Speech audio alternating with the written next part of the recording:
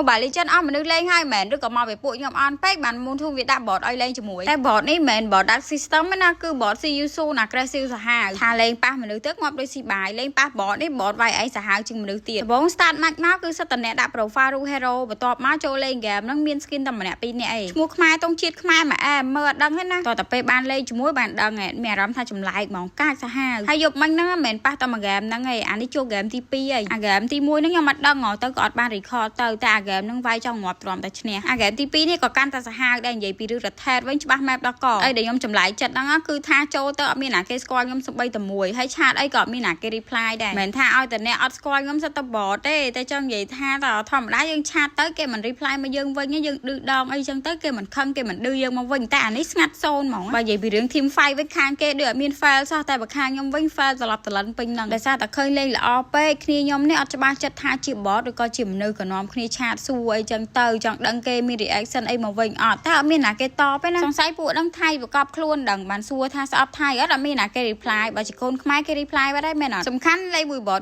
យូរទៅគេមក bully យើងថាយើងលេងចាញ់ bot អីណាចាញ់ទាំងអស់គ្នាមានមកចាញ់អីតែឯងតែសំខាន់ខាងគេវិញនិយាយពីខ្ញុំចូលវាយលើកណាក៏ឃើញមានគ្នាគេនៅជុំដែរអត់មានពេលណាវា fair វានៅតែឯងអីយើងវាយម្ដងអីអត់ឡើយនេះខ្ញុំសុកចិត្តងាប់ដើម្បីវាយ Melisa លុយវាឡើងច្រើនខ្ញុំដើរមួយវាមិន fair អីណាស់ណាផងវាលើសលុយខ្ញុំដល់ 3k សំខាន់តែ7នាទីទេមិនបានដើម្បីវាខ្លាំងដល់ថ្នាក់ហ្នឹងអូយខ្ញុំនិយាយមែនហ្នឹងខ្ញុំទៅជួបលើកទី1នេះកើតការសង្ស័យថាអាចជា CU លាក់ខ្លួនអីចឹងតែមិនបាច់ប្រឹងឆាតទេឆាតប៉ុណ្ណាក៏មានណាគេ reply ដែរអ្នកទាំងអស់គ្នាយល់ចឹងអត់អានេះវាមិនរែងទេវាមិនសំណំណា team fight ណាក៏ល្អម៉េះទេហើយខ្ញុំដកមកលេងនេះខ្ញុំធ្វើវីដេអូឈួតឡាប់ហ្នឹងហើយមកប៉ះ bot ឡើងសាហាវបើគ្នាខ្ញុំវិញនៅតែអត់ចិត្តឆាតទៅរហូតតែអត់មានណាគេតបលេងនិយាយម្នាក់ឯងបើសិនជាមនុស្សអ្នកលេងមែនមិនក៏រឹកម្លេះឆាតទៅតាំងពីដើម game រហូតដល់ចិត្តចាញ់ទៀតនេះគ្មានណាគេមានចិត្តចង់ reply វិញសោះហើយ Teresa គេវិញក៏ល្អទៀតក៏ឃើញភ្លាមហក់មករោប្រោយហើយបរុតក៏ដឹងរត់ទៅណាដែរដោយសារតែគ្នាគេហ្នឹងគឺមកជុំរហូតអាពេលលេងហ្នឹងប្រូឈីវប្រាប់ហើយថាពួកវាហ្នឹង bot 100%ប៉ុន្តែខ្ញុំនៅតែអត់ជឿ